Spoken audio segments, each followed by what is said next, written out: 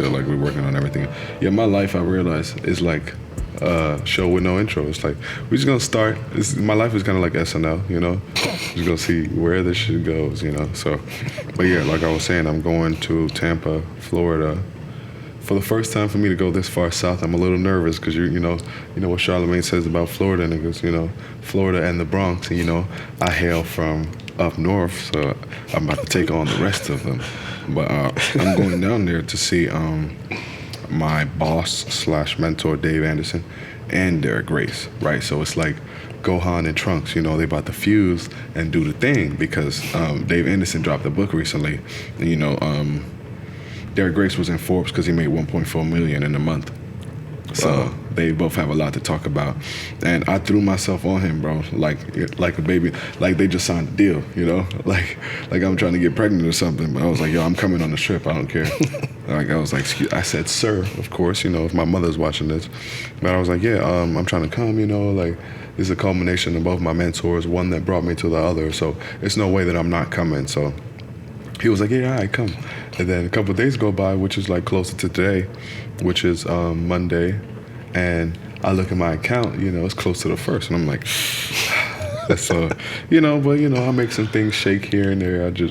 I shake my pockets, you know, I flip over my couch cushions, and I found some change. So, you know, I got that drive ahead of me tomorrow, and I hate driving, bro. I mean, you know how it be. How long is the drive? I looked at first, and it said 16 hours. A couple days ago, but I checked again, and without traffic, I guess it depends on when you leave. It's like 12, so I can do that. I've done 8 recently. I went down to Orlando, which is like, you know, the very top of Florida. That's where the crazy starts, you know, the farther south. You know, the closer you get to the bottom of the hot sauce bottle is where shit get active, you know. That's where, you know, you start fucking with your digestive system. So, you know, I'm going closer to the panhandle, but I'm not going, you know. In the trenches. Yeah, I'm not going in the trenches. I'm not going in the woods, so. All right, let me stop you right there. Mm-hmm. Intro. What's going on, people? Episode 2. This is Chess Moves. It's your host, your boy. What's going on, everybody? It's me again. It's your boy. Nah, I'm trying to pull up, like, I'm trying to change the what's up, Jesus? It's your boy name, you know, and turn it into my thing, but we're going to figure that out. I keep saying that. We're going to figure that out. That's a fact. All right. What you got for me this week, bro? I know we got a lot going on, and I know we're recording early because, like I said, I'm about to leave out of town. You know, you doing your thing. You about to have a lot going on. So, I mean, what's been on your mind? What's been keeping you occupied? The first thing is that this is episode 2. Mm-hmm. So episode 2 is a big deal because episode 1 we hit a snag with. So to Which know, you said earlier, but I didn't really get. How is this of any significance? 1 ain't even out yet. You know, if we're gonna be accurate. If one showed like just the hunger and desire to make a talk show, then 2 shows the dedication. Okay. You know what I'm saying? So it's like it's more than we just did something and decided to put something together and play pretend or play make believe in our friend's store. You know, there's a little bit more of a dedication because I guess second day going to the gym. Like I made it to day 2. I gotta keep going now. Mm-hmm. You know what I'm saying? Nah, bro, I done been in like day 37 and been like, you know what, it's not for me. But no, I get the idea where you're going with this, like, and you know, I want to just be able to keep putting out as much content as we can. But speaking of content, what's been on your mind lately? I mean, we could do like personal events first because the first thing I'm thinking about is what happened immediately after we finished filming episode 1, which is going to court and shit. Which, you know, I don't want to come on here. So in episode 1, we already talked about how I felt about black fashion, and I don't want this to look like this. What's wrong with black people is the name of this podcast. That's not what's going on here. But, you know, to follow last week's rant of, you know, how we should shop, immediately after, I think when we recorded on Tuesday and Thursday, I was in court, and you had to come with me. And we were in court because, you know, I was getting sued by my tenant, who was my very first tenant in my rental property up there in Hampton. And you know the story, but I'm going to tell it for the people watching. You know, she moves in, she helps me out in a lot of ways, but also I felt like she took advantage of me in a lot of ways too, being that it was my first time being a landlord. Damn, y'all really didn't think I'd have this mistake early on in my show, but let's get it out early. That's my sister calling. I guess she doesn't know your PIN, but we'll get that out the way. Just text it to me and I'll send it to her. She don't have my card. She don't? Oh. Well, whatever. We'll figure it out. But yeah, she took me to court, bro. Started taking advantage of me, basically, throughout the entire process. Prior to her taking me to court, just like with her moving in, you know, because she used to work for housing authority, you know, she knew the ins and outs of real estate.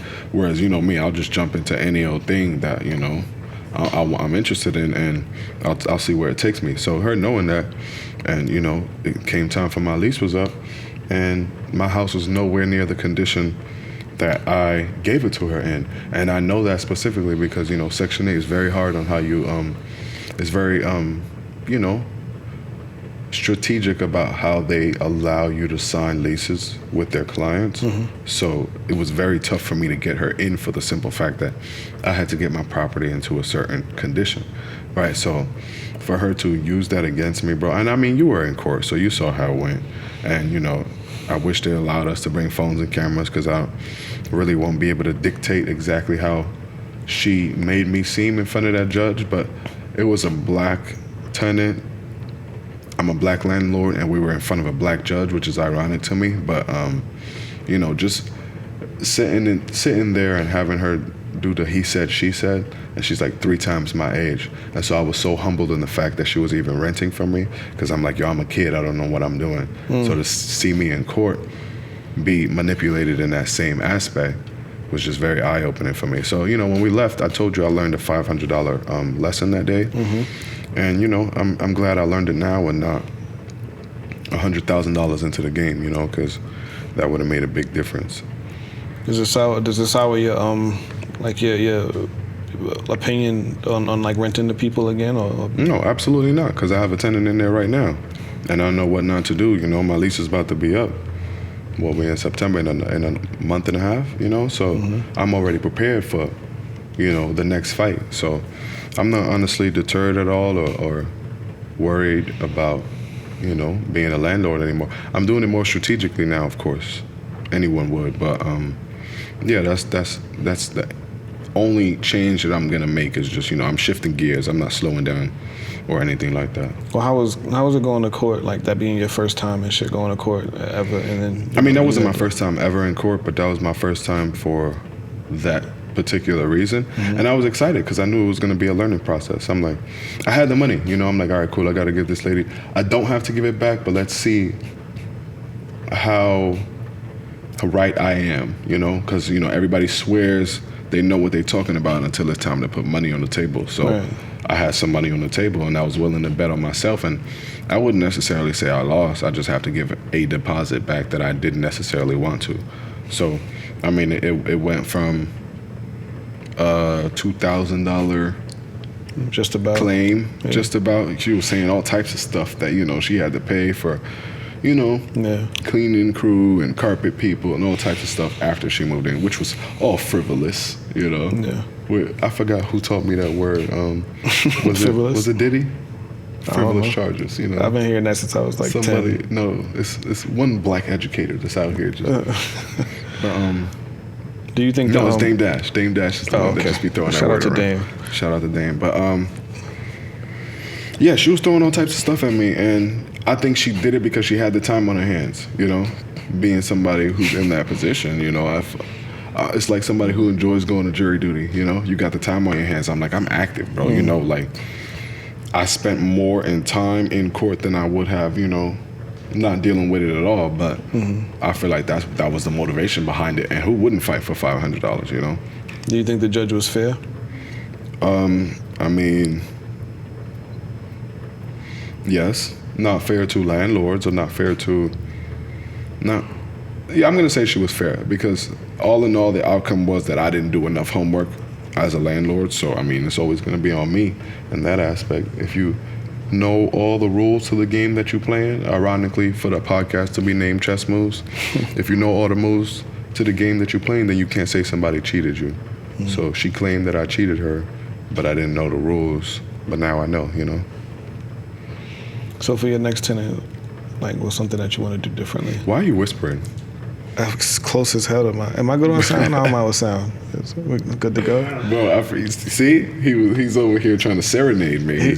So what's your next tenant? Yo, my boss does this to me every time, bro. In class, bro, it'd be like 35, 40 people there. He'd be like, all right, Barry White, and start like singing into the mic, play music and everything, bro. But yeah, go ahead. You gonna ask me? I was just gonna ask, yeah, like, I'm hearing a lot of like lessons learned and stuff like that, and all that other shit. That's all good. I'm trying to think of like how I would have handled it if it was me. Mm-hmm. I think you for damn sure was a lot more poised than I would have been. That's the first thing I could think of on the top of my head. Oh yeah, definitely. Because I was in there snapping. The judge put her hand up like a black mom. She was like, yeah, that was some real. I felt like just like the cousin that came over to hang out with two brothers and sisters and their moms. I feel like when I come over and your mom is yelling at you. Yeah, like I just gotta like I don't know where to go right now. Yeah, usually I just go upstairs, but this ain't my house. Word. So when that whole thing happened or whatever, it was just I didn't really have nothing to do there. Like I thought my role would have been a little bit more important, a little bit more significant. Mm-hmm. But I kind of was just there as a witness. I mean, I was just there for like moral support, really. No, you did exactly what you came there to do, which was verify the date to which I claim you were there. And that's really all you have to do, bro. A lot of people try to make their roles and things a lot bigger than it has to be. It's like, all I need you to say is one thing, and then it'd have been different if you came up on the stand and offered up some evidence that I didn't tell you, But I mean, it's not like I had to tell you to say anything because you had to say what occurred. But which was her, saying that he wasn't there for a certain inspection that he was. But that's neither here nor there at this point. The lesson behind this is do your homework. Yeah. Do your homework so that people don't, And that's something I heard about the United States in general, or the Europeans in general, is that they mastered the pen and paper or the pen and pad, mm-hmm. They mastered receipts and making sure you document every encounter there is between a client and, a business or any dual relationship in that matter, So that's another lesson that was doubled down on that day, is that I just have to document everything. Keep everything on paper, so that nobody can claim you did this or that. We had a pretty good conversation after that. No, actually, yeah, all right, so after that, what you learned in the lesson and everything, it kind of just me being there kind of just shows me like, I guess, it's like you said in episode 1, the wise man learns from others. And the smart man learns from his mistakes, and the wise man learns from mistakes of others. Right. So I didn't have to go through what you just went through in order to know the importance of taking your time and doing your homework and shit like that. And I think that kind of just comes with the territory. That comes with, I guess, learning how to dance this dance. You know what I'm saying? It's like the more comfortable you get with it, the more shit's just gonna start coming to you naturally and effortlessly. I mean, $500, like you said, it's not a lot of money, but it's still money that you don't want to give up on, especially for not doing your homework. You reading that paragraph or that sentence, it took you all of 10 seconds. You know what I'm saying? And it could have made a difference to what you're about to do right now. This trip that you said you had to, flip your couch cushions over and shit like that for, probably wouldn't have had to do that. You know what I'm saying? Had you took that time out. And it's just, it ain't even like to dig at you, because, obviously I'm in this learning position too. It's just, it's a lesson that I took from myself, like, damn, just this importance of paying attention to your paper. Facts. Nah, bro, it was a great experience. I'm not gonna do it again. It's like one of them roller coasters, Mm-hmm. Even after that, you said something crazy. You said, you was explaining the difference about equality and the importance of it. And I kind of want to bring that to the people, because I I'm felt not like sure that was I'm gonna remember it exactly the same. But it came from, I feel like when you in court, you have to act so tame, And so her being a lady tenant brought me into the aspect, or the dynamics between men and women in general. Like, so having a bailiff stand there and look at you, and you have to tame your aggression so that you don't look a certain way. Just have me, going back and forth between how men must act in order to be perceived as fair in a relationship. So I feel like in order to be a man, well, I'm not saying in order to be a man, but most people's concept of manhood is masculinity. It's out there, you know, it's concrete, it's tangible, right? In the concept of what we went through in court and what I've seen in most relationships is that if a man wants to be treated fairly, he has to regress. He has to become less of himself. He has to become less of a man, you know, in order to fit the standards of, I'm not going to say society, I'm going to say his girl, in order to make her feel comfortable or not threatened, right? Your girl and the rest of society wants you to chill, you know? So I was looking at court in that same manner. I'm like, yo, it's crazy that in order for me to succeed here, I have to be less of myself. And I'm like, I'm pretty sure every other man can relate to me in that aspect, like, and not just court, but, you know, with your manager. You know, if you're a dude and you work with a softer dude or a female, you have to not be as aggressive as you would if you were right, you know? Because me and you going back and forth right now, if you write about how much water is left in this bottle, you're not going to let me tell you otherwise, you know? But if you're talking to, you know, someone who you know you have to control your temper around in order for you to succeed in general in life, like, yo, you might win this argument right now, but you could go to jail if you scare somebody right now. I feel like that's, you know, the plight of a black man in America. And it's hard to, you know, that's like we're cracking, because we could always talk about how we feel physically, like, yo, we were scared, we were this, we were that, you know, I was sweating, my palms was itchy, the cop did this to me, it really hurt. But we don't really talk about the emotional side of, you know, how to break down, you know, illicit boundaries, you know, shit that shouldn't be up. So let's get into it. Let's talk about the emotions. I mean, I really don't have much to say on it besides that point. Like, bro, you saw how it came to me like a needle, you know, like, damn, y'all. In order for me to win, I really have to chill. Like, I really have to cool down a little, you know? So, I mean, really tell me your thought process on it and what it sparked in you for you to want to bring it up again today. I mean, just kind of watching you deal with that whole thing was a little bit, it was like an out-of-body experience. It was like I hate court. Yeah, court definitely it sucks. It's for the birds. I only had to be to court the one time, and I never want to do court. Like, I don't understand how these cats out here continue going back and forth to jail and continue, you know what I'm saying, just doing knucklehead shit. No. But remember what we were saying on the way into court? Like, I don't understand how as a free person I can want to be like, you know, like we were watching some district attorney or somebody who just worked in the system come in the suit, and, you know, you got to leave your phone in the car, you got to be patted down. Just don't want to be part of that process, bro. Yeah. And I'm like, it's easy for us to say as black men, like, yo, we've seen what it can do, we've seen how bad it can get, and we don't want to be a part of it no more. But, you know, just the two of us walking in that morning, that's something we touched on. Like, yo, this shit is trash. Like, as somebody who's being accused of something is trash, as a black security guard is trash, as a black judge, I feel like she probably hates her job, you know, like knowing that you can't affect as much change as you know you're capable of. I disagree. I feel like the power is in all of the black judges. It's like I was watching, I forgot what I was watching exactly, but there was this real prolific brother on there talking about court and just like the legal fees and everything, court related and everything and shit. And he said a good lawyer knows the law, but a great lawyer knows the judge. So it's if you think exactly. So I feel like you're kind of saying the same thing just now. Like, oh, we need all the black judges. Like, being a judge is not where you want to be necessarily. Like, I mean, they showed it to us with the Fresh Prince. Like, we saw Uncle Phil wanted to fill that role, and, you know, Judge Judy, is Judge Judy black? No, I think it's Maybelline. Yeah, Judge Maybelline, you know, Judge Joe Brown, all these people that we saw and want to attain, like, just like Michael Jordan and LeBron James, you don't want to be the player, you want to be the owner. So you don't want to be the judge, you want to be somebody who affects policy, right? So you want to be somebody who's not just being like, hey, these are what they told me were the rules, and I'm just enforcing it. Yeah, but you still need the, like, if you could, there's policies probably out there that she could have dished to you that she didn't, and that comes from her being the judge. She could have probably done a bunch of other things that we would have had no knowledge about, because we, you know what I'm saying, we don't study the law.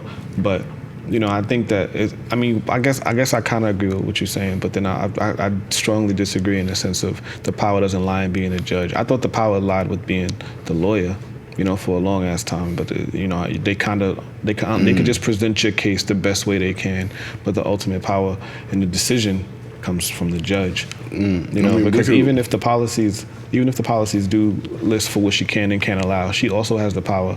Let me say she, and because your case specifically, but she also has the power to dismiss it.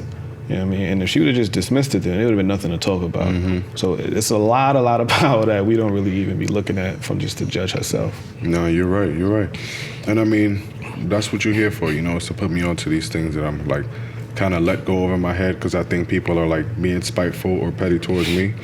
But I've said that to you and other people, like, Hampton is a black city. Mm-hmm. I've seen black police officers, black judges, black.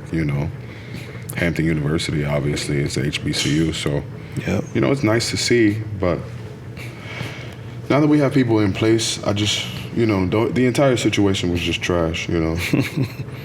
Like, we talk about all this positioning and stuff that we want to do, and I can't wait to see our color faces in these situations. Well, I'm like, I shouldn't have even been there, to be sitting in front of this black judge. Like, yeah, that's cool and all, but this is stupid. You could have made her job easiest by just not even being in court in the first place. Exactly. You know what I'm saying? All right, one of the another thing I had looked at was I've been following this Mike Tyson comeback fight real close lately. You know what I mean? And just looking at... Did we watch that interview together? Yes, we did. But just, some of it. Yeah. But looking at Mike, man, just looking at him become that tiger, you know what I'm saying, that beast as he was before. At first, I'm not gonna lie, it kind of made me upset, because I remember watching another interview that he had put out when he's talking about how his ego was basically his downfall back then. So kind of to hear him talk about his ego now, it's like, damn, Mike, are you going to be back in that same space? I mean, I'm pretty sure he's not now. His support system is completely different. He's older, he's been made an example of, and a bunch of other stuff. But I think the childhood in me is definitely peaking because of just getting to watch Mike fight again. And so you're saying again? So you've seen Mike fight before? I remember. Yeah, I was watching. I wrote the last Mike fight I remember watching like in person was in 2001. I didn't get to see him lose against Kevin McBride. Yeah, Kevin McBride. That was his last fight. I believe that was in 2006. But I remember like the glimpses of my memory from like 97, 98, 99. Wow. From when he beat the hell out of Eddie any memory McNeely. of those years at all. I mean, he was in jail from I think one of those 2 of those 3 years I just named. But I'm pretty sure his comeback fight was in 97 against Peter Neely. And I remember watching that because I remember looking at him. He looked like a lion. Just stalking Peter McNeely and during that stare down. It was crazy. But Peter McNeely was the shit talker, huh? Yeah. They got mixed. I mean, of course. Nah, but I mean, I've been watching, Mike prepare. I seen the interview, and honestly, at first I was kind of bummed out because it was like, okay, they're gonna wear headgear, no crowd. That him and Roy? Yeah, him and Roy, they're gonna wear headgear. Obviously, there's no audience, but seeing Mike prepare, bro, it's like watching an Avengers trailer, bro. It's like when Game of Thrones was coming out, it's like what did Will Ferrell say in that movie that he was It's provocative. Yeah, it's like it gets the people going, But it really excites me. My dad used to tell me, yo, you're not Mike Tyson when you was a kid, like you swear you could fight, but like I said, it's just like I'm sure you can attest to this, like just seeing another man, like seeing what another man is capable of makes you look in the mirror and be like, all right, cool, let's see what we can do, So, I've been in my backyard mixing lately, doing my shuffle. You get your Tyson? Yeah, I'm trying something. I'm beating up inanimate objects, You think I'm looking like the man at home. At 24 got something for Mike at 57? Me at 20, bro. Why you just trying to embarrass me on my show? Why you gonna ask me if I think another grown-ass man could beat me up? Yes, I do. It's not just any grown-ass man. He's 57 right now? 50-something. That's insane, bro. But, I mean, that's a different caliber of, human. So, Mike talked about hypnotism a lot, and I remember watching it, and I remember watching his movies and a couple of his I think all his documentaries mentioned that Cuss the model, for those who don't know, was Mike Tyson's father figure and trainer. Took him in, showed him the ropes, and just basically gave him a purpose. When Cuss had died is when I meant to say his life went down a spiral. But yeah, shout out to Cuss. Yeah, so we was I was watching it, and he was talking about Cuss hypnotizing him, and I'm just kind of thinking, like, did hypnotism really do that for him? You know what I mean? Like, just how important was hypnotism for that whole entire process? But then I look at the guy who hypnotized him. I can't think of his name right now, and all his other clients, and how Cuss did that to all his other fighters, and how they all became, like, Cuss also trained. He also trained Ali, and I think he trained. For how long? I don't remember. So. Damn, I don't remember that at all. I never heard that. Yeah. So. Yo, you gotta turn that down. Oh. But yeah, you said Cuss trained Ali. Yeah. For how long? I don't remember. Damn, that's crazy. Yeah, he trained Ali, and more other boxers, obviously, but there was another prominent guy that he worked with too, Cuss and his team. But the hypnotism was just kind of what I was kind of stuck on, because it didn't really seem like something that people do. You know what I'm saying? But like I, every time I think hypnotism, I just think of like magicians and shit. But apparently that's like a real big thing. No, People use it all the time. Mike used it. Kobe used it apparently to get in the zone, like in the finals of the playoffs. You ever heard that? No, I never. Something along those lines. I heard Kobe use hypnotism. Who else, bro? There's a lot of people that do it, bro. Would you do it? Fighters, I do it. Shit, to get in, like, bro, I feel like, so I've been looking into a bunch of stuff that has to do with like metaphysics and Buddhism. So there's a lot of, so like when people say the music you listen to is very important, and like the BPM and how fast or how slow your music is playing has a lot to do with your energy and how you perform throughout life, and then your day-to-day actions. I took it serious, and so I started looking up why Buddhists and Hinduism and in those certain types of religions, they do a lot of chanting and humming and stuff along those lines. And when I looked into it, it basically said that you can get to a certain wavelength with your voice, and when you get to that wavelength, you'll start to like basically channel certain energies, like lift certain chakras and do things like that. So I found it very interesting. You believe in it? I mean, to a certain extent, there's a little bit of science behind it. There's a little bit of mysticism, but I think it's worth trying, because I definitely, like, bro, you do get in certain moods when you listen to certain songs. You know how it is, like how when you get in the car with your homeboys, like, it's a different energy versus where if you're riding home by yourself, you're gonna listen. You have a different playlist for that.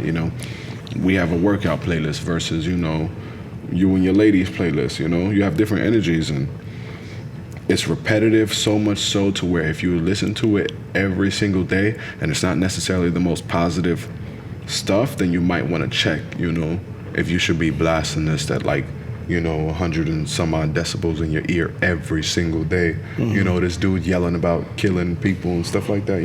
I'm not saying, we're not getting into that whole hip hop is trash and whole Candace Owens conversation. And what's his name? What's the other dude's name? Bernie Sanders? No, not Bernie Sanders. Kingface? No. The Jewish guy. I don't want to get in trouble for even saying Jewish guy, but Ben Shapiro. How he feels about hip hop in general. But that's what I'm saying. I'm not trying to get into that conversation. But like, ain't he just like a professional troll at this point? Like, to a certain extent. What's his day job? His day job is to debunk Black Twitter, I guess. Tell people like, oh well, you have to look into this person's background before you start defending them at free will. So is Candace Owens. She does that bullshit too. Like, oh well, George Floyd wasn't that great of a guy. Like, that's not the point we're trying to make here. Candace Owens just, I feel like she just do a lot for the bag. I think, but it's to me, it's so, like. But where's she getting her bread? Advertisements? Nah, TV shows, talk shows. I never really went that far down in the rabbit hole. But these people keep talking because somebody's not even listening to them, but somebody's playing their stuff for others to be listening to. Nah, So you're whoever, right. it's not, and it's, you know, she's not being played at you know, like, you know, the Breakfast Club, and she's not being played at the venues, the stuff that we're at, and it's definitely for a reason. It's either one or two reasons. Either A, because what she's saying is actually true, and they're trying to keep that information away from them, or us as a people, or B, they pumping that rhetoric to exactly who they need to be pumping that to. I think if that's the case, then they're whoever's playing her speeches and her lectures and her shows, they're doing that to sedate and to kind of like to basically to prime people. Like, let me, oh, it's all right. Like, look, all black people, all black people aren't angry. Look, some of them agree with us. Look at this girl right here. She's articulate. She's, you know what I'm saying? Bro, but I mean, you're right. She's not being marketed to our type of people. But I sat there and I watched one of her interviews earlier today. And when I watched her interview, other YouTubers who talked like her, other black YouTubers who talked like her, were popping up in my, you know, automatic, you know, YouTube watch thing. And bro, I started hearing people say almost the same thing. So you could find it. And those people, I was looking at their viewership, and so you could see where you'll fall into this loop. Like, you could see how people's minds will change. Like, I was sitting there, like, my sister who's in the other room, who didn't know who Candace Owens was by face, but knew her by the memes, was listening to her talk and was like, yo, she needs to run for president. Would you believe me if I say that? You know, she before, and then she asked me, who is that? And I'm like, oh, that's Candace Owens. That's that girl y'all be, you know, going in on. She's like, wow, that's Candace Owens, you know? But when you objectively listen to someone and don't just, you know, take all the hot takes from what they say, like T.I. did at the Revolt Summit, which, you know, as much as we respect and honor that man, I gotta, you know, like, that wasn't right, bro. Like, I feel like for us to complain so much about how we don't get heard on CNN, or how, you know, people who say negative things about us never get to fully explain their end for us to dismantle it before she ever got to say or, you know, express any formulative thought on that Revolt Summit, if you can remember. What T.I. did, he got the people going. Yeah, he got that. You know, I kind of was upset that he did that, because you're a grown ass man. I mean, not only that, but she was kind of saying something that I feel like was worth listening to. Yeah, worth listening to. Like, even if y'all don't like her. Yeah, she said something that in the beginning of her speech, she was basically talking about, like, there's ways for us to basically, like, rise up. And it's not only through what y'all think, like what y'all been doing. It's other outlets, it's other avenues, it's other venues. And I'm... So go ahead, continue what you were saying about Candace Owens at the summit. Nah, yo, T.I. was really wilding on him, bro. Because to me, it's like, why would you, as the adult in the situation, I don't remember who else was in the room besides him, her, and Killer Mike, and, you know, a bunch of other people on there, but I feel like he should have did exactly what Killer Mike did, you know, and be the adult in the room and not allow the crowd to play into your emotions, and use that same rapper energy when we were really trying to have a grown adult conversation, you know, a summit, you know, where we go back and forth and talk about things that make us uncomfortable. So of course there was gonna be some boos and some, oh, you know, we didn't like what she said, but let's try to get some lessons from that. But we didn't get that. It was a lot of crowd participation. That's not how that conversation was supposed to go. I think what Candace Owens is talking about, I think it's relevant. I think it's relevant. I think it's necessary. And I think, like, for the most part, that she has good intentions. I think she definitely has good intentions. I think it's definitely worth a listen to. I do think what she's saying, especially when I see her in front of white audiences, I think she should definitely say that again in front of a black, you know, interviewer or audience or crowd, because she's not going to be able to get away with the shit she's normally allowed to get away with. A lot of that's not going to fly. You know what I'm saying? Like, if she would have started to talk about things that could actually make a change and make a difference, and then started to ease up those other nuances, they would have checked her. And then that's when you get all of that extra shit from T.I. and all of the crowd participation and all of the, you know what I mean? Not us, not today. Not you get all of that after that when she start, you know, deviating into her nonsense. But aside from that, off the reg, I think she's worth a listen. I think she's worth paying attention to. I think she's saying some really good things, and even if what she's saying that I don't agree with, there's a way that she can deliver it without it being inferior. That's my only problem with Candace Owens, is that the things that she's saying, she does it in a way to belittle us, and we don't need belittling. You know what I'm saying? We just need an open conversation. Yeah, it's gonna be harder to get more people involved and everything, but that's the oppression that you face with anything when you're trying to change. You know what I'm saying? There's three kinds of black people. There's the people who feed into the nonsense. There's people who refuse to feed into the nonsense, and then there's those who's doing just what's the most convenience for them? What's the best thing for them to do? Is it going to inconvenience them to get out and go march? Yeah, so they're staying in the house. Is it going to get out and inconvenience them to go and do this, participate in this activity? Yeah, it might, but it's like if you think about it, there was a lot of people, black people, who probably wasn't okay with integration into schools. But they didn't care. They stayed home until it was time to put y'all kids in the white schools, and that's where they found themselves at.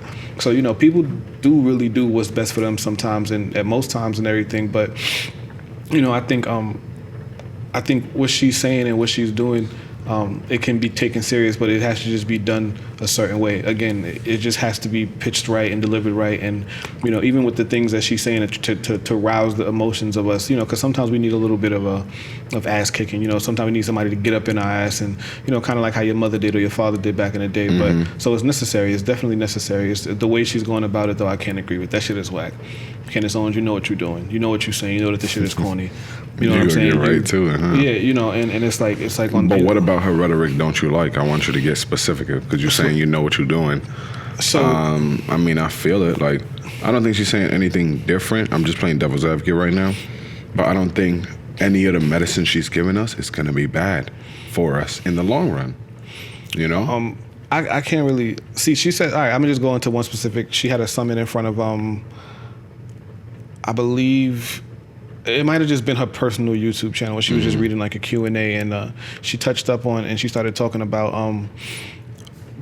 like why black people need to vote, the importance in it. So she started talking about like basically like how our votes matter, and if we thought more powerful of our votes than ourselves, we would be more proactive into it. It's easy for us to complain rather than go and vote. And I've seen that myself. I've seen a lot of people just rather talk about it and say, all right, well, get up and go vote. Oh, come on, man, I ain't got time for that. So I've seen what she's talking about as far as that. I've definitely seen that. But then she starts to get into, oh no, but if it was Jordans, you'd be outside, and it's like, all right, that's your one. Then she got into then she said from there she goes, yeah, but that's why people getting shot every day for Jordans. Y'all wasting y'all time. Y'all over here buying things that don't matter. Y'all over here. This is why it's so easy to manipulate. That's why it's so easy to control. And it's, whoa. Wait a minute, Candace Owens. You had us going. Yeah, everything you saying might be right, but you had us just on a linear path to going out and voting. Now, how we get over here with you talking down on us? She sounds like an estranged Dr. Umar niece or something. Yeah, and it's like she went way left field with the black power. None of that because shit was everything necessary. she does say is empowering. Go vote, I subscribe to that. Boom. Go vote instead of going to buy Jordans, you dumb fuck. Nah, that's a little It's like much. you had us and then you lost us. And that's what I really can't get down with, and that's just one example. She's got, I think, in the hundreds of videos on YouTube, and if you want to look at any other platform, she's got clips everywhere. But for me to pick one randomly and see all of that stuff, all of these discerning things, it's like, yo, come on. What part of the game is that? You could do exactly what you're doing. You could still be a Republican if you break it down to people and you don't try to belittle them. You know what I'm saying? And it's we don't need getting yelled at. We just need some talking to. The information is at our fingertips, but some people still don't understand how to talk this the political nomenclature. It's not for everybody to understand, but they need to understand that your vote is important. It's again how we were talking about in the first episode when we was like, we have a lot of power in our dollar, especially for the world of fashion, and it's just here too. Like fashion should be our least concern right now. I mean, unless you went in the fashion industry, but it's for everything going on and stuff, we need to be focused about these toll booths, these these ballots. What's going on? There's too many people that I know in my immediate circle that don't know nor care about local city council. We definitely should care. Okay, so I'm going to play some more devil's advocate when you say that, to say that I don't think we should force people to pretend to be interested in stuff they're not, right? So if as a people, if the black dollar is to be spent in fashion, then why not control the fashion industry? I get what you're saying. We do need strong government. We do need, every other aspects of a striving nation and or society, but let's control what we know now, you know. Let's control what we having fun with now, you know. Like, why would you become a billionaire in an industry that you don't care about, right? Not to say that we shouldn't have a government at all. I'm just saying, let's set these things in place, and then, you know, because you know these people aren't going to listen to you, right? They're still going to spend their money in the stores that they want. They're still going to buy the shoes and the clothes that they want. So why not have black people own those industries so that we can take that money and invest it into our own governments later? Because everybody's not in fashion. That's a simple answer. Everybody's not in fashion. That would, if we would have put all our energy and our collective voting and attention into just the fashion industry right now, we got all of us together for one united moment, and we chose to spend it on fashion. That's backwards. Okay, so if, look, Kanye decided to run for president, wild theory, but let's just run with it, right? Because Donald Trump becoming president was a wild theory up until he said he was going to do it, right? So if Kanye, who made the most money of all rappers in 2019, I think he made like $140 million based off his Yeezy brand. If he made enough money off of Yeezy to back a legitimate, you know, campaign, not his own, but, you know, someone else's. If he made enough money to do that, then why not put our money in fashion? Yeah, that's right. That's right. Because Ye is not a fashion. No. He's not a. You don't disqualify a person. No, you I wasn't tell gonna. me why Ye isn't the person. I wasn't gonna. I mean, listen. Just please listen. Because Ye is not a fashion guy or a politician. Because Ye is larger than life. And what I mean by that is, Ye, if he runs, Ye will fuck around and win. I think it's more. I think it's more believable of Ye being a president than it was, honestly, of Donald Trump. You got to think about it, man. You really got to. You don't even got to think about it, bro. Kanye is everywhere right now. Nah, he really replaced. I was watching an interview. He said, I replaced the Rocher, the Nike Rocher run. Like, he was like, that was everybody's airport sneaker because it's easy to put on and it's comfortable. Now all you see is 350s. That's he got on 350s right now. Shout out to 500s right now, you know. But he's right, bro. Like, he really like took over the game, bro. I think Kanye West essentially made the new Air Force One with the Yeezy brand. Like, he did what Nike was trying to do, and it's like we all talk about it in the music. I'm gonna get a record deal. I'm gonna make Rockaware. I'm gonna make, you know, Fubu, whatever brand that came and went in 5 years, and then, you know, I'm gonna do it the next thing. But Kanye West is the only person that we've seen take a brand and not flop. You know, because there was Fubu, there was Rockaware, there was Shaq's clothing line, Sean John. There was all types of stuff that came and went with everybody else's record deal. So we have to hand it to that man that even a psychotic break couldn't break those, you know, sneaker sales, you know? The man can be crazy, but so long as the system is efficient, you know, so long as the juices is flowing. Yo, I give you that. And the people need to be fed, bro. And I was gonna say this, like, I'm gonna design a 350 with him, because you see how the Israel just came up. But I'm just claiming it now. Manifest it, you know. Manifest it. This not for y'all, you know. This for me. Of course. But yeah, man, I'm excited. So you putting your vote? You putting your vote on Yeezy? Nah. You voting in Yeezy? No. Who you asking me who I'm voting for? If Kanye was going against the candidates we have, you might as well ask me what I was wearing under this. Nah, I'm playing. I really don't think it's that serious to ask somebody what they vote, like who they voting for. But what I'm saying is, look, listen, yo, and this is honest, this is real talk.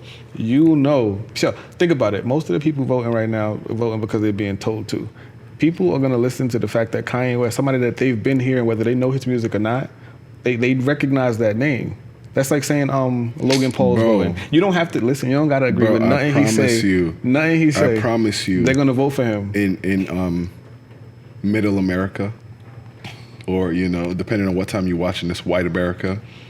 They don't know Kanye like you think they do. Their children may know Kanye, but people Kanye's age don't know who he is unless you're black or your children put you on to him. Like, bro, how is it that Jay-Z can get on the train in 2012 and an elderly white woman not know who he was?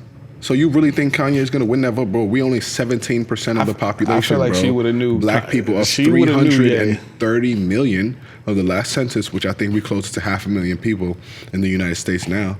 We only 13 to 17% of that population. So think about it, bro. If Kanye got every single black vote in America, he'd still have to win over damn near 30% of white America to do it. And you still got them, cross-dressing Latinos or cross-switching Latinos who kind of vote for Trump and shit, like, which I don't get, but we have an uphill battle to climb to say that Kanye would ever win that presidency. I feel like he would still be able to vote and run a successful campaign with that, because it's like he's now like cultural off DNA. the Jesus is King album, you made one daytime TV album, and you think this nigga could win an entire campaign? Like, bro, Donald Trump had $5 billion. We could have had this same conversation before Trump threw his hat in, and we'd have been sitting here stuck right now. You know what the difference between Kanye and Trump's campaign was? $5 billion, bro. Jesus Christ. We gotta start digging in ours, and start handing it to Kanye. I'll do it, but it's a stretch. I don't think it's that crazy to think of Ye as a presidential candidate. Bro, you're supposed to be the tame one at here. Least I know, but at least until he ran out of funding. I'm really reeling you in right now. I'm really reeling you in. You're worrying me. You're worrying me.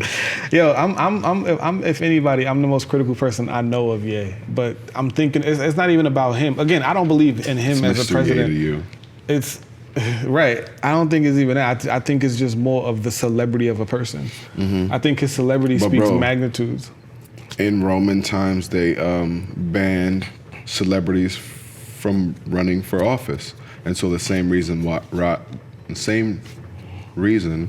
Donald Trump shouldn't have ran, the same reason that would have disqualified Hillary Clinton from running, being that you're a very known figure. You're winning not off your policy, you're winning off your face and your popularity. So it's the same reason why I would say Kanye West is out of here, son. Like, bro, you're not about to get 18-year-old dweebs who've never voted in their lives, have never seen anything political, go into the booths talking about some yeet and voting for Kanye West. Like, come on, son. So who you putting your faith in this presidential election? The same person I put my faith in last presidential election. Nobody. Yes, bro, I'm telling you, bro. After I've studied up on Kamala Harris and seen what type of policies she's, backed, and seen the prison and shit like that over there. I've never seen somebody intentionally watch someone suffer. So as a prosecutor, to say that you playing the political game and you want to keep your job, and so that's why you said or did whatever you did back then, and you stand on that, that's cool and all, but you have people to answer to. One, and Joe Biden, I mean, bro, you got to answer to them videos. That dude is kind of losing it, bro. If you watch him on TV. I'm gonna stop you right there, and I'm gonna play devil's advocate. Mm-hmm. So you said that there's people that she has to answer to, right? Now, with that being said, now me and you don't know nobody inside the judicial and legal and lawyer, nobody in that game, right? Mm-hmm. We don't know anybody. So just like how in the military, there's things that you have to do even if you don't want to, things you got to sign off on even if you don't want to, because you got to play the game. Mm-hmm. How do we not know that those bills that she was signing was her doing that same thing in her position? Why is it extra scrutinized? Why is it because she's black? Or is it because she's running for president? You got to take your pick on that. So if you and me both know that there's things you got to do. We both know that there's things you got to do when you playing the game. How we know that that's not one of it? On it, but I wish we had a Sir Jamie or someone of the like to really pull up her records right now. But from what I've heard, bro, she went further and above and beyond her limitations as a prosecutor to keep people in prison. How do you explain that? You get what I'm saying? There's no way around that. You did what you had to do because you knew one day you'd have to run for president, and it's I had to be A++ at every job I ever did. Bro, it's a difference between being a prosecutor and a human being. It's a difference between being a businessman and a human being. It's a difference between being, like I said, a man and a human being. We had the conversation, we touched on it a little bit earlier. I said fairness and masculinity don't really match up, but really what I meant to say was, humanity, or people's vision of what humanity should be, and masculinity is not the same, you know? So that's really how I feel about that. But all in all, who am I excited about? I'm excited for things to remain the same if Donald Trump wins, because I know that as a businessman, things are looking up for me. That's the only thing I'm excited about. Like, and one thing I wanted to touch on with Candace Owens, which I got to tip my hat to her for saying, is why would Joe Biden pander to black people in interviewing Cardi B? And so, like, you think he shouldn't have did it, bro? One, it wasn't his choice or decision. He's just doing whatever his campaign manager is telling him to do. Two, Cardi B, like everyone else who got on Kanye West, because remember that infamous lobby scene of Donald Trump leaving the elevator, and he was always leaving with somebody, and one week it was a black priest, and it was just all the people, his chairman and all the people he ended up firing. And when it was Kanye West, what did everyone criticize him for? If you know you don't have the dictation of the words to speak on behalf of black people, bring somebody who can, like Dr. Claude Anderson, you know, like, any qualifying voice in our community of somebody with that high intelligence, like, Dr. Cornel West, somebody of, of that stature. But for Joe Biden to be preparing for an election, which is very, very close to September right now, he sat down and did a nationwide interview with Cardi B. What question, not to say that Cardi B is not a smart woman, and I'm from the Bronx where she is too, and I love her, but like I really wanted someone, and I'm just reiterating what Candace Owens said, I really wanted someone with the line of questioning like Charlemagne, who when, Joe Biden sat down with him, he really dug in his ass. And we weren't going to get that with Cardi B. You get what I'm saying? So it was a choice to interview. You knew who you were going to fight, and you knew it was going to be an easy battle, and that's why you did it. I didn't watch it too much. What did Cardi say? I mean, she probably said her catch line, her okay catch line. I'm not going to do it because, my tongue don't do that thing because, I'm a thug. Yo. I'm a thug. I'm not about to do that right now. But she probably said something along those lines, and she said she wanted to lower taxes and have health care for all, which which is a real debutante answer. Exactly, which is like, I want pizza every day and Fridays off, is basically what she said. Yeah. And that really sums up my entire argument. Have somebody qualified up there with you, asking you questions that if you really want to win the black vote, your answer will, do so.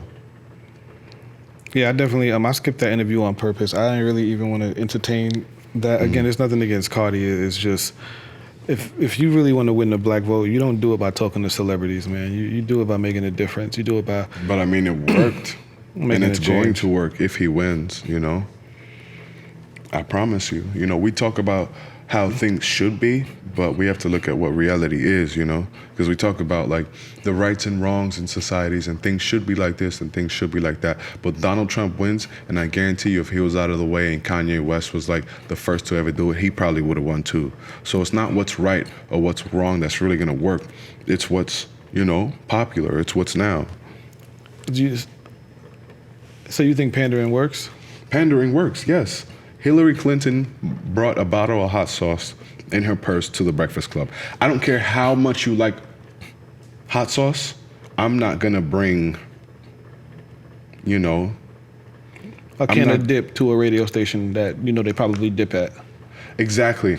Like, if I know you like, I don't know, like if I know you like Jordans, and I hate Jordans, or I really don't know how to put it to words for like this situation, because they claim to say that Hillary Clinton is like a huge hot sauce fan and she legitimately carries a bottle of hot sauce. But if you can anticipate that perceiving as pandering, why wouldn't you protect yourself from it? But you brought it out and you was like, oh yeah, I do keep that thing on me.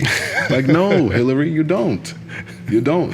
I can't swallow that. Did you see her on the Ellen show? What's she doing today? Jesus.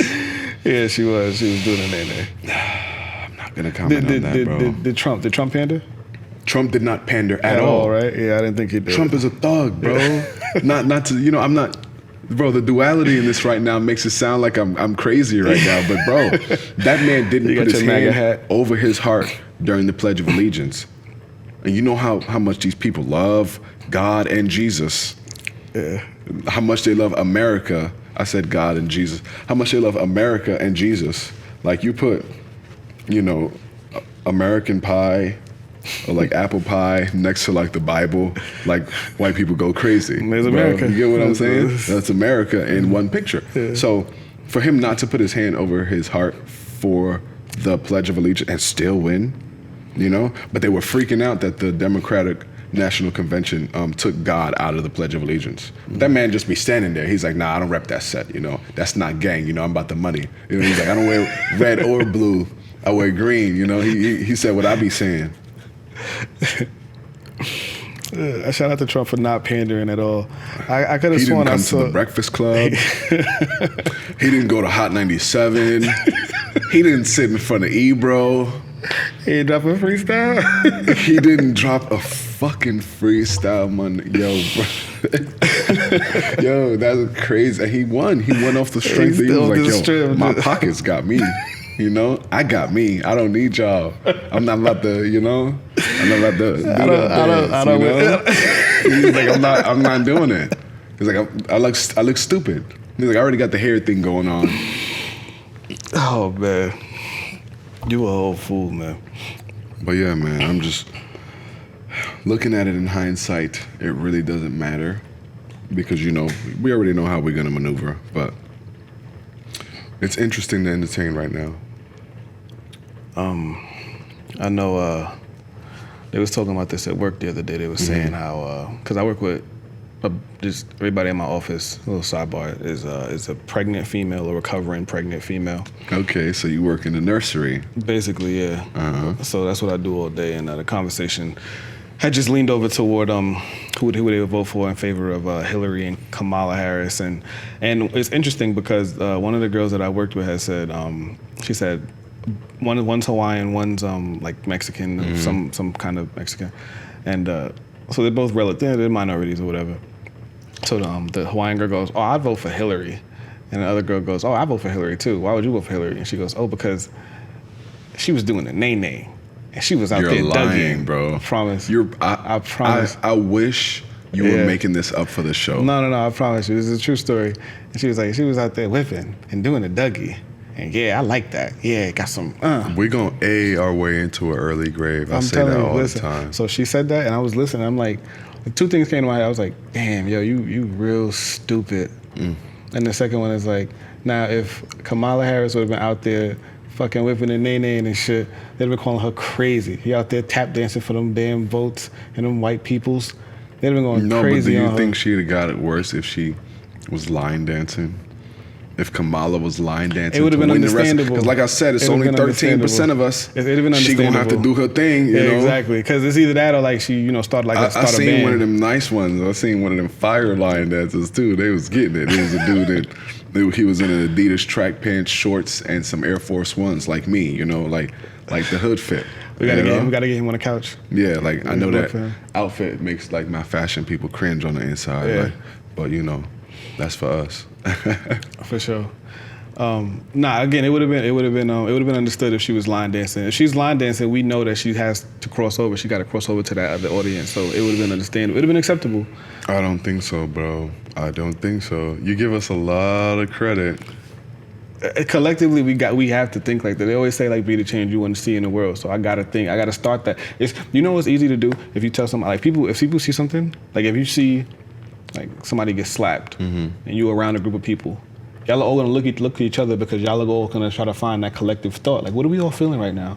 And if you take that and you take that moment, that half a second, and you go, yeah, good job, good slap, they're gonna start clapping, laughing, talking about it. But if you say, oh hell no, not over here, wrong. Everybody's gonna be like, yeah, don't do that over here. You see what I'm saying? But most people are actually fence sitters and just sit there and be quiet and wait for somebody else to speak. Right, because they're looking for that collective thought. How do we all feel? So if I'm sitting in a room and Kamala Harris say something that I don't agree with, but it's like, I don't agree with that, but we should still put our power in her, I'll be like, I'll wait for the shock, like, oh. she talking the truth, right, y'all? Yeah, I ain't nothing. They don't even got. They know they don't understand, but they're gonna agree. You know what I'm saying? Like, yeah, that's why. Do you watch rally speeches? They're like the weirdest things in the world. Like, it's just like non-stop applause to what these people are saying. So like, but the sentence setup is kind of like a bar. You see how I'm about to say, you it's read like one a sentence performance. out of a song, it don't make sense until you get the second one. It's like a haiku. Yeah. So they're clapping for every sentence, you know, or they're clapping for every remark that a politician may or may not make, and it sounds weird, you know. It's like, this is very cult-like. I saw Same thing with Hitler did that. No, same thing with the Pledge of Allegiance. What, you mean every child in America gets up at 8 a.m. in school and does this at the same time? Yeah, you know, no other country does that. That's weird. Yeah, that is some culture. That's weird. And you know, this one kid used to get picked on in school for not standing up. But yeah, this one kid in school used to get picked on for not standing up, but he was a Jehovah's Witness. So now I'm looking at him like, yo, he was actually a thug for not, you know, Compromising falling into his this, own beliefs. Yeah, In order. to this weird cult-like ritual that we perform every morning with every child in America. Yeah, to get back on what I was saying about Hitler is that I was watching a documentary about him, and his sentence structure and all of that shit was like perfectly timed, and it was crafted, and it was like a performance. Like they said, he would read a sentence and he would get real low to kind of draw you in. He would wait and hold you there for 4 more lines. He would give you a loop, like something to amp yourself up, and then he would just start shouting his last statement, and people would go crazy. So it's like he was taking them on like an actual ride, so they could you know what I'm saying? Like Alan Watts be doing that, but bro. Like, and like crazy it'll shit. scare me out of my sleep because I'll be listening to like certain like philosopher speeches in my sleep, right? And he'll be like, you know, talking at a moderate tone at some portions of the speech, and then he'll start screaming, bro. Yeah. Like, and I guess because, you know, these might be like college level speeches that they recorded from way back in the however many years ago Alan Watts was around. But bro, it's scary because, you know, it's like choppy footage. It sounds like Paranormal Activity footage. And he's talking about like crazy, like metaphysics stuff. And then you start screaming randomly, bro. And it's like 2 a.m. and I'm listening to this stuff. I'm like, you know what? Let me lock my phone. But yeah, that stuff definitely entices, you know, gets the people going, as we said earlier. Yeah. What you got for me, King? I got you. You said you wanted to talk about Big Sean's album. Album review I haven't time. listened to it. Yeah. Haven't listened to it yet because Detroit was so fire to me, bro. Which was a mixtape, but now it's released, you know, with the day and age on Spotify. I remember when it came out. What did it come out on? Detroit. Was it an album or a mixtape? That was an album. All right. Well, 2013. either way. No, All right, that was a mixtape. So what was Sean's mixtape series? Because he had a fire mixtape series that came out before the album. I couldn't. Finally Famous. No, it's not Finally Famous. It was Finally Famous. I mean, it was Finally Famous, but that's not the one that I thought was fire. It was the one with 24 Carats. He had a song with Kendrick and Jay Electricity. What, Control? No, that's The a verse. different album. That's that's the verse. Yeah, that's a different album. I'm talking about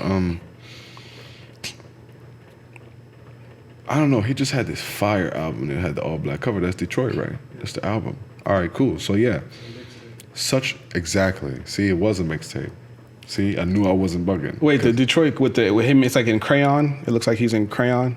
No, it's black. It's just Oh, it's damn just near black? all All right, never mind. Go ahead. But it was a mixtape. But now, you know, he dropped it on all these other platforms. But I didn't listen to it yet because I'm scared to be disappointed. Nothing has had that same, you know, smack lately. You know, you ever had Mama's Wings? You know, just, it got that smack to it. None of these albums lately been giving me that sauce lately. You know, except for, you know, Certified Lover Boy. Come on, it's not even out yet. Wow. No, I'm kidding. But yeah, man, how you feel about it? It's some mids. It's some it's some mids. It's some certified, some reliable mids though. Bro, but it's some reliable because mids. of Nip. Nah. I'm Yo, I'm tired of keeping it real y'all with you. using posthumous verses to bring your album to #1, bro. Like, I'm tired of looking at Rap Caviar to see your name next to Nipsey Hussle's. The man has been, let that man rest. Let But that everybody man gotta- rest. but everybody gotta- they gotta grieve his manager properly. has not had a day off since that man has been dead, you know? Like, because y'all want to keep buying up all this man's verses. He didn't want to do a verse with you. But, you know, Sean put that shit in at the end of Deep Reverence. He's like, yeah, you know, I'm going to do a verse with all of Detroit. I'm like, all right, cool, you got it this time, player. You know, however they talk in Detroit. All right, so I like, again, it was all right. You told me. It was some certified mids, though. How much of the album is good? Uh-huh. The whole thing? No. 3/4 of it? No. Half of the album? No. Come on, son. Besides the Nipsey song, how many songs are on there? 20. How many are good? 4. Bro, I thought I was going to say 1/4 of the album is fire. 1/5, bro? I'm not even good at fractions. And I'm chopping this thing up right now. I'm trying to save face for Big Sean right now. Like, bro, a solid does 5. he have a verse on there with Janae Aiko? Come on, you know he did. You know he did. I'm not listening to it. I told you if he did it, I What's wasn't wrong? gonna listen to it. First of all, they collabs be dope, they bro. They did 7 novel book song series together. They did 7 movie soundtrack together. Like, I done heard, like, bro, might as well. That's Rap's Princess and that's High School Sweethearts. No, like, they bro, act like that kid. That's the annoying couple in school. We get it. Like, come on, son. That's the couple that's kissing right, between classes every day. Yeah, and it's like, yo, son, you must hear them all. Stink, bro. You just brushing. Like, you got toothpaste residue still in your mouth and you kissing her already, bro. Go drink some water right now. Go eat breakfast. Leave her alone. That's Big Sean right now, bro. Go do a verse by yourself, bro. Show me that you still got that, you know? You still got that shit in you. All right, to your point, all his fire songs is features. You're not holding this man down right now. It's good though. I mean, it's good. It's good for Big Sean. Features. What you expecting from Big Sean? The soundtrack to name the me movement? the features. Name me the features. I'll do that off camera. Nipsey Hussle. He got a Wayne feature, fire. You told me that was Wayne fire. still got that it. was the only. I was asking you for like 10 minutes. Like, damn, yo, who was on this? And you was like, damn, Wayne. You know, Nip. Janae. Wayne. Nip. You know, that was it. You know. So you're really not doing too good right now. I tried to let you repitch Davies this to me. is good too. You told me Davies' album is good, so we're just doing a lateral move right now. We're just jumping off these tracks and you know. I'm gonna have to play this for you off grid because it's not really. I can't really. You know what I mean? You gotta just let it hit you. You gotta let it hit you in your chest. That's all you gotta do. I got you. This is some prominent shit though. It don't taste good at first. Nah. You know. It tastes how it smells. What? Yo, bro, I'm not using any of those sentences for this album. Come on, man. I'm not. I shouldn't have to. I shouldn't have to, you know, go in on your album artwork because your track list was trash. This is all this is based around, and you know people are dropping a lot more tracks to get the, you know, the streaming numbers and all that. So you mean you dropping 20 songs of hot garbage and I'm looking for 4? Drake is doing it, bro. He's not dropping hot garbage. He's just dropping a lot. And we get like maybe 6 or 7 good tracks out of that. So we talking about Big Sean, who's, you know, one of the heavy hitters, who was up there with Drake and them when he came out. Like, bro, Detroit, like I said, I hold in such high regard in my, you know, mixtape closet, in my mixtape, you know, library, that if I listen to Detroit too, and I don't hear what I want, I'm gonna be very disappointed, son. I'm gonna write a bad review on Yelp, son. All right, we're gonna cover that. Send me the link to Big Sean Yelp page, bro. Ain't nobody coming up to this nigga's store no more. We're gonna cover that in our next episode. Tell them what we got expected next time. What we got ready for them. Well, we're gonna talk about how the trip went. We're gonna talk about, you know, what I learned from that. We're gonna talk about our feedback we're getting from these first couple episodes and, you know, how that release is going. You know, hopefully more things to come. More things would have happened since then. Start getting some guests up in here too. Definitely. We got some good people coming up. I got Miss Jordan, our, you know, Jennifer Jordan, my tech lady, who fixed my computer. She's working on Magic right now as we speak, actually.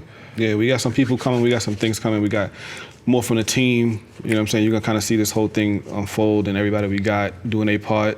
You know what I'm saying? Breaking necks, cashing checks, all of that. Fire. Yeah, hopefully my mentor comes on. Hopefully we get some footage from me down in Tampa, and we'll get, the people we aspire to be like and talk about one day, just sit down on the show with us. So that's the goal, Brody. For sure. I'm gonna do the outro. So this is episode 2, Chess Moves. It's your boy. Appreciate it. Till next time. All right.